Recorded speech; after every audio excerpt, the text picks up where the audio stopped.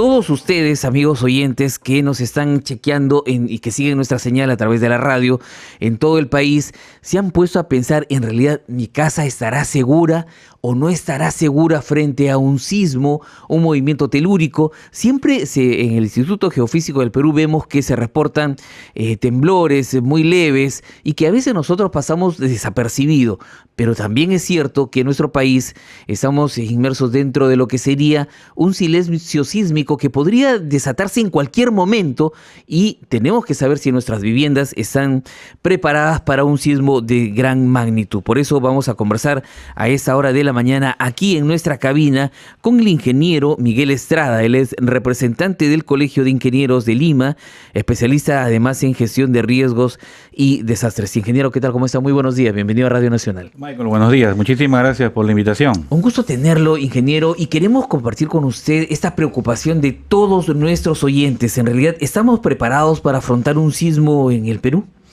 Bueno, como tú acabas de mencionar, tenemos un silencio sísmico muy importante, no de 10, 20, 30 años, sino de cientos de años, ya casi 300 años, desde el gran terremoto de 1746, donde no solamente hubo afectación a las viviendas por el sismo en sí, sino también por el daño colateral que trajo el tsunami. Entonces, si a la pregunta directa, ¿estamos preparados? Me parece que no lo estamos actualmente. ¿Cuáles son las principales falencias que tenemos hoy en día en el Perú? Bueno, lo importante, o la más importante, es la gran vulnerabilidad de las edificaciones, no solamente en Lima, en todo el Perú, por el proceso de autoconstrucción o construcción informal de las viviendas. Todas las estadísticas, tanto la Universidad Nacional de Ingeniería, a través de los estudios de riesgo, como CAPECO, por ejemplo, mencionan que la informalidad está en 70% o más de las edificaciones. ¿Esto qué cosa quiere decir?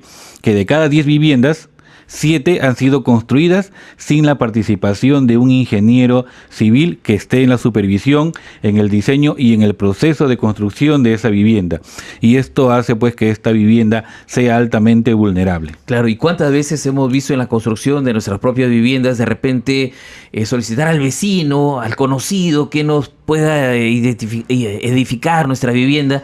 Y el criterio técnico de los ingenieros no se ha tenido en cuenta, y eso podría ser un riesgo fundamental en caso suceda un sismo de gran magnitud. Claro que sí, no solamente el proceso constructivo, hay muchas edificaciones que sí fueron construidas de manera ingenieril, es decir, con planos y un proceso constructivo adecuado, pero luego vienen las ampliaciones sin ningún criterio. Claro. Entonces tenemos también ese problema que hace que esta vivienda pues tenga más peso del cual fue diseñado, y por lo tanto en el caso de un sismo ahí vienen los efectos. O sea, cuando no hay sismo no hay problema, o sea, las fuerzas de gravedad pueden ser soportadas por los materiales, pero recordemos que las fuerzas sísmicas ya son otro tipo de fuerzas, son fuerzas laterales en lugar de que verticales, y eso es lo que daña a las edificaciones. Ingeniero, la forma como ha crecido no solamente Lima, sino las diferentes ciudades en todo el país es de preocupación. Hablamos, por ejemplo, de las zonas urbano-marginales o las zonas rurales que a veces se han apostado en los cerros o en los arenales en muchos casos. ¿Cuál es el análisis de esa población que habita este lugar? Buen punto, Michael. Cuando nosotros hacemos una edificación o cualquier tipo de infraestructura, en realidad, lo que se hace es estudiar el suelo. ¿Cuál es el tipo de suelo donde el cual se va a construir esta infraestructura? Ya sea una vivienda, un puente, un colegio, un hospital. ¿Por qué? Porque los diferentes tipos de suelos responden de diferente manera ante un sismo. Eso es por un lado. Suelos rocosos y compactos no amplifican las ondas sísmicas. Suelos blandos, arenosos, amplifican las ondas sísmicas. Lo que pasó y evidenciamos en el terremoto de Pisco en el año 2007, viviendas que están distantes a, digamos, 400, 500 metros. Unas fallan y las otras no fallaron. Claro. ¿Por qué? Porque el lugar donde estaban construidas, el suelo era diferente. Muy bien. En el caso del crecimiento informal, no se toma en cuenta en estas consideraciones de suelo, y por lo tanto lo que acabas de mencionar, no pueden estar en laderas, por ejemplo, donde mitad de la edificación está sobre terreno natural o firme y la mitad está sobre un relleno, ¿no? Por la pendiente del terreno. O está en suelos arenosos, lo que vemos en Lomo de Corvina, por ejemplo, en Villa El Salvador, donde eso prácticamente es una duna. Entonces, cuando venga un sismo, es muy probable que esas edificaciones colapsen, ¿no? Y para eso tienen que estar preparados. Ya hemos hecho algunas, inclusive como universidad, ¿no? Como institución, hemos ido también allí al lugar a dar unas capacitaciones a la población de, por ejemplo, ni bien siente un sismo en esas edificaciones, lo que tiene que hacer es evacuar inmediatamente, porque son edificaciones de 2, 3 pisos, que rápidamente uno puede evacuar. No es como un edificio de 20 pisos, por ejemplo, que allí sí una edificación pues de 20 pisos está digamos completamente bien diseñada y bien construida, y es más seguro quedarse en la edificación junto, por ejemplo, a la caja del ascensor, que es una estructura muy, muy firme. Entonces, esta población que está en este tipo de edificaciones tiene que saber actuar rápidamente cuando ocurra un sismo. Ahora, ingeniero, nuestros oyentes dirán, bueno, es cierto todo lo que ustedes dicen, pero bueno, mi casa ya está construida, mi casa ya tiene algunos años, tiene 15, 20 años, 30 años de haberse construido. ¿Qué hacemos? ¿Qué hacemos cuando, digamos, que no nos vamos a traer abajo la casa para volver a construirla? ¿Cómo hacemos para poder repuntarla y estar prevenidos en caso suceda un sismo? Sí, existen los sistemas de reforzamiento. Es decir, con los sistemas de reforzamiento no vamos a hacer que la casa ya sea completamente antisísmica. Eso no se puede hacer. Muy bien, pero lo que sí se puede hacer se llama reforzar la edificación para que ésta no colapse. Muy buena pregunta. Entonces tenemos acá millones de viviendas que necesitan este tipo de reforzamiento.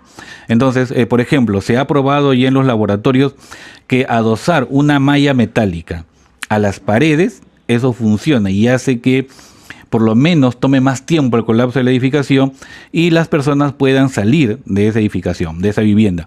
Por ejemplo, el Ministerio de Vivienda tenía un bono de reforzamiento, creo que tiene todavía un bono de reforzamiento, donde lo que se hace es se refuerza uno de los ambientes de la vivienda. Por lo general es el ambiente que da hacia la calle, ¿no? Donde se refuerzan las vigas, las columnas, y se hace que esta zona, este ambiente que colinda hacia la calle, no colapse.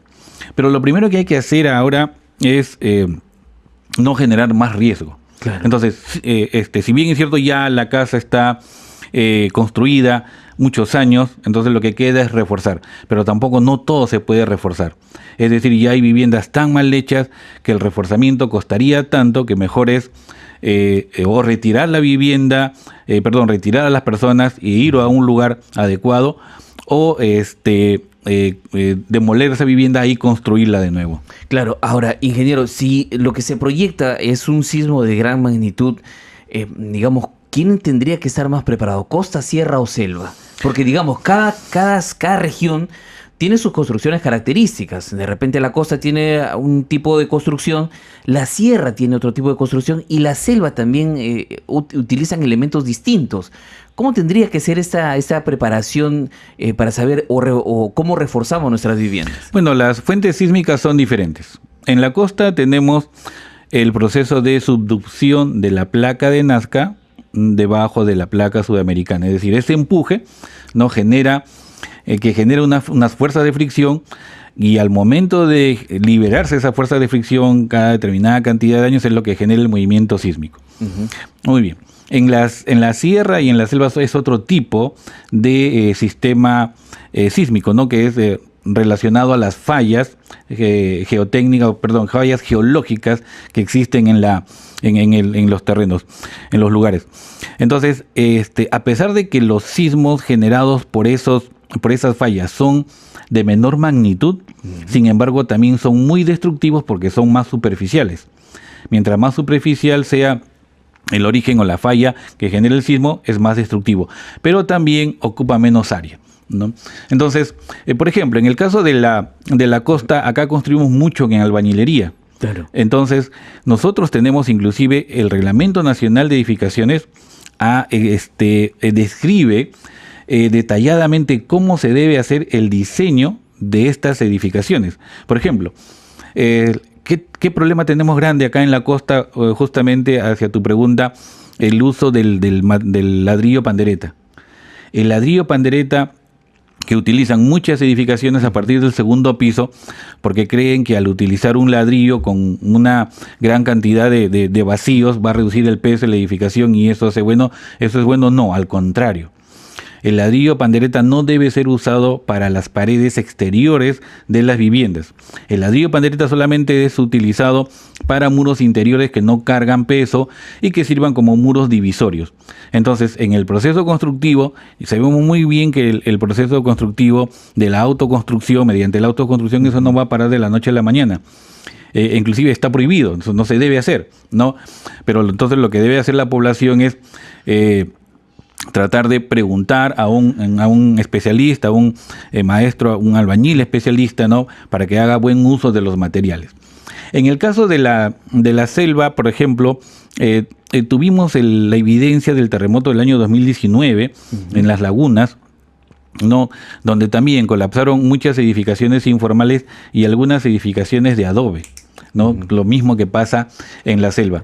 Hace varios años se trabajó también en la Universidad Nacional de Ingeniería, ¿no? Estudios para reforzar el adobe. Hay propuestas de reforzamiento de adobe. En general, el adobe se puede utilizar muy bien porque es un material que da confort térmico, pero en zonas altamente sísmicas realmente no es adecuado el uso. Entonces ahí tenemos estas pequeñas recomendaciones que podemos tomar en cuenta en cada una de estas zonas. Claro que sí, ingeniero. Bueno, son las 7 de la mañana con 15 minutos, 7:15 en Radio Nacional. Estamos conversando con el ingeniero Miguel Estrada, él es representante del Colegio de Ingenieros de Lima y especialista además en gestión de riesgos y desastres. Respecto a este tema, sí, estamos preparados para enfrentar un sismo de gran magnitud. Y una cosa que preocupa también, ingeniero, por estos días es el fuerte oleaje o el oleaje anómalo que se viene produciendo y que nos podría poner en riesgo frente a lo que podría significar un tsunami si se presentara en esos días, por ejemplo, un fuerte sismo. La parte costa, la parte litoral, me imagino que también tiene otra tratativa, tiene otras formas de enfrentar este tipo de fenómenos naturales. Sí, sobre todo, y muy bien lo que acabas de decir, ¿no? El fenómeno es natural, el desastre no. O sea, acá no hay desastres naturales, no. El fenómeno es el natural. Muy bien. En ese caso, muy importante, y ya en la Costa Verde estamos viendo algunos carteles de evacuación, ¿no? Entonces, es muy importante que las personas sepan cómo evacuar por ejemplo, en un día de playa, un domingo de febrero, por ejemplo. Un sábado de febrero donde hay mucha congestión, están ocupadas las playas, obviamente es natural esto. Entonces, ¿cuál es la mejor manera de evacuar? Es salir corriendo, o sea, no en vehículos, realmente, ¿no? Primero hay que identificar cuáles son las rutas de evacuación. Definitivamente en la Costa Verde faltan algunas rutas de evacuación. Hemos visto inclusive en un verano sin sismo, ¿no? Sin emergencia, pero simplemente por la cantidad de personas que entraban a la playa y salían a la playa, en los puentes se comenzó a haber problemas, ¿no? De espacio, realmente. Entonces ahí, por ejemplo, es muy importante la ubicación de las zonas de evacuación. Muy bien, ordenadamente siempre hay que evacuar y seguramente la recomendación acá es que a las autoridades de la Costa Verde puedan hacer más puentes de evacuación hacia las zonas altas. Las instalaciones de las geomallas es, digamos, un elemento importante. ¿Debemos reforzarlas? Bueno, las vallas que están en los acantilados de la Costa Verde, eso no va, digamos, a proteger del deslizamiento del terreno, no, solamente eso lo que está haciendo es proteger para que los elementos que estén sueltos y que puedan caer en la eventualidad no hagan mucho daño, ¿no? Pero en realidad allí hay que hacer un estudio de estabilización del acantilado de la Costa Verde. Ingeniero, ya que estamos hablando de la Costa Verde, hay muchos edificios que prácticamente han quedado en el aire. ¿Esos edificios tendrían que ya demolerse? ¿No hay ninguna opción para que sigan en ese lugar? Bueno, a ciencia cierta no podemos decir este edificio se va a caer o no, ¿no? Hay que estudiar. Pero en realidad hay edificios que están muy cerca al acantilado. Inclusive por el mismo proceso de erosión que sufre el acantilado, ¿no? Se va perdiendo pues esta estabilidad, ¿no? Entonces, edificios que están muy cerca a la zona del acantilado, al borde del acantilado, no podrían sufrir algún tipo de daño. No vamos a decir que todo se va a caer, porque definitivamente no es así tampoco, pero claro, el estudio adecuado indica, de hecho, eso hace muchos años no estaba ocupado. Y en algunas zonas, inclusive hay zonas de relleno, o sea, y el Reglamento Nacional de Edificaciones indica claramente que sobre el relleno no se debe construir. Y en las riberas de los ríos también, ingeniero, porque en esta temporada de verano hemos visto cómo el incremento del caudal del río y va carcomiendo las riberas y pone estas casas que se han caído, lamentablemente por construcciones informales, y además del lugar donde han edificado su vivienda, que es un lugar inapropiado. Y eso se llama falta de planificación. Es decir, ¿quién es el encargado de planificar el crecimiento de una ciudad? Es la municipalidad distrital o provincial. Ellos son los responsables, esa es la autoridad responsable o la institución responsable del ordenamiento del territorio, donde tienen que hacer la planificación y la distribución de las zonas, de la zonificación, donde se deben construir o no. Lo que ha pasado acá justamente es esta falta de planificación, falta de fiscalización del uso de tierras, y hay que hacer acá claros también, ¿no? El tráfico de tierras también, que claro, es una actividad ilegal que hace pues que se construya donde quieran y como pueden. Entonces así no se desarrolla una ciudad. Y acá sí es una responsabilidad directa de la municipalidad distrital o, como digo, provincial, que tiene que cuidar esos espacios donde se debe analizar si es que esos espacios serán inundados en algún momento por el aumento del caudal de los ríos. Y ya acabamos de evidenciar, pues, ¿no? Recientemente lo que ha pasado, erosionando las bases de las edificaciones y haciendo colapsar. Ingeniero, ¿y esas familias tendrían que evacuar definitivamente esa zona? Bueno, se pueden hacer trabajos, como acabamos de hablar hace un momento, ya están allí viviendo varios años. ¿No es así? Muy bien. Nosotros hacemos unos estudios muy interesantes donde se identifican zonas de riesgo no mitigable. ¿Esto qué cosa quiere decir? Que si el riesgo es tan alto y necesitamos una obra de protección muy costosa, entonces en ese caso sí habría que retirar a las personas, pero obviamente a un lugar donde esté habilitado y adecuado. Pero en otro caso se pueden hacer obras de protección, en donde se estabiliza las laderas, las pendientes, y las personas pueden seguir viviendo sin ningún problema. Entonces, pero todo esto se hace con un trabajo adecuado de ingeniería. Claro que sí, son las 7 de la mañana y 22 minutos en Radio Nacional, 7 y 22, ingeniero, y me preguntan a través del WhatsApp, el 988-721-37, si sigue siendo las columnas el punto central donde se puede proteger las familias, dice, y puede ser un punto de referencia para poder protegernos de un sismo. Si es que está bien construida la edificación, claro que sí. Muy importante además, claro, porque sí. Claro, de repente podemos pensar que la columna puede ser nuestra salvavidas, pero si no está construido adecuadamente, viene siendo un riesgo. De hecho, cuando uno entra a una edificación y ve zona segura en caso de sismo, esta zona está justamente en estas placas de concreto armado, están junto, por ejemplo, a las zonas donde está el ascensor, ¿no? Eso es una caja de concreto armado muy, muy fuerte, la caja del ascensor, y donde están estas columnas o placas de concreto armado. Pero como les recuerdo, ¿no? En el caso de estar en una edificación alta, donde tenemos la plena seguridad de que ha habido un buen diseño y una buena participación y un buen proceso constructivo. No, ahí más bien hay que alejarse de las cosas que puedan caer, por ejemplo, ¿no? O de las ventanas. Y una vez que haya pasado el sismo, evacuar de manera tranquila. ¿Por qué? ¿Por qué evacuar, no?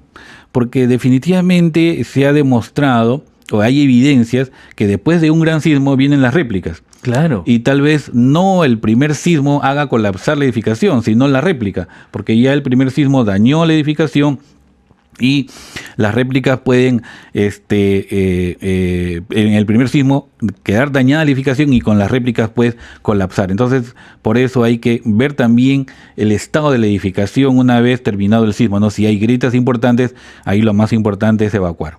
También nos están preguntando si precisamente las construcciones tienen grietas, ¿se puede volver a edificar o solamente hay que apuntalar columnas? Es lo que nos preguntan. Muy buena la pregunta. Eso depende del nivel de daño de la edificación.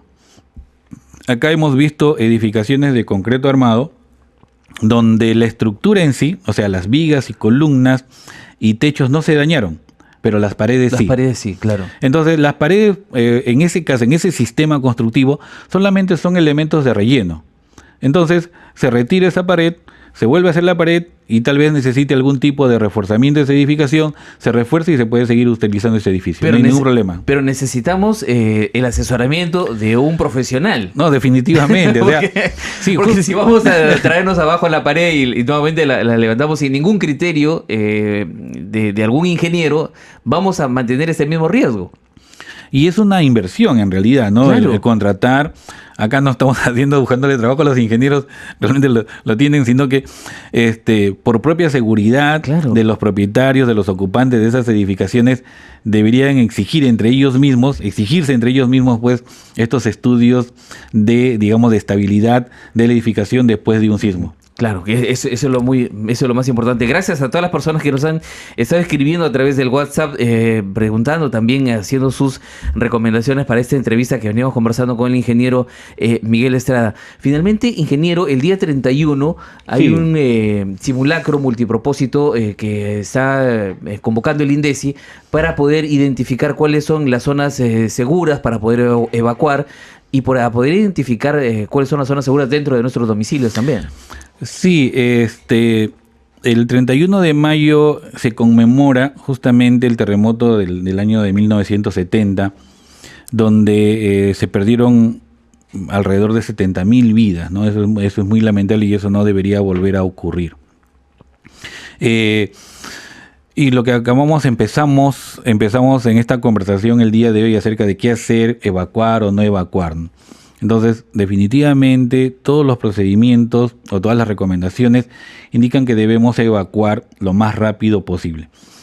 Tenemos que conocer cuáles son las rutas de evacuación y lugares de refugio. Entonces, yo tengo la experiencia, estuve en Japón casi 6 años, estudiando la maestría y el doctorado allá, y a pesar de que en Japón no hay informalidad, igual toda la sociedad hacía los simulacros, participaba en los simulacros de una manera muy activa y con mucha seriedad. Entonces, eso es, gracias por darnos este momento de invocar a la población, especialmente a los niños, porque a partir de los niños es donde se genera esta cultura de prevención de riesgo de desastres, a la participación, ¿no? En la población en general, a la participación de una manera bastante seria, y que sea responsable, ¿no? Siguiendo estas indicaciones. Eso es en la mañana. Pero el Colegio de Ingenieros del Perú, el Consejo Departamental de Lima, está organizando un evento técnico-científico en la tarde, conjuntamente con el CISMID de la Universidad Nacional de Ingeniería y con la Asociación de Becarios de YAICA, un evento técnico-científico justamente donde se va a mostrar el proceso de la generación de los sismos, se va a mostrar el mapa de microzonificación sísmica para Lima y los efectos del tsunami y del terremoto, de un terremoto de gran magnitud en las edificaciones en Lima metropolitana y las recomendaciones para reducir el riesgo. Entonces, esto va a ser en el Consejo Departamental de Lima el día 31, miércoles 31 a las 6 de la tarde. Perfecto, muchísimas gracias, ingeniero, por traernos esos consejos, esas orientaciones que son muy útiles para todo el país. Ojo, y hacemos un llamado a todas las familias para que puedan identificar estas zonas seguras dentro de su domicilio, participar responsablemente en los simulacros, como usted bien lo menciona, y a brindarnos de alguna manera un asesoramiento de un profesional para poder identificar responsablemente cuáles son las zonas seguras dentro de nuestro domicilio. Muchísimas gracias, ingeniero. Muchísimas gracias. El ingeniero Miguel Estrada, representante del Colegio de Ingenieros de Lima, estuvo conversando con nosotros. Además, él es especialista en gestión de riesgos y desastres.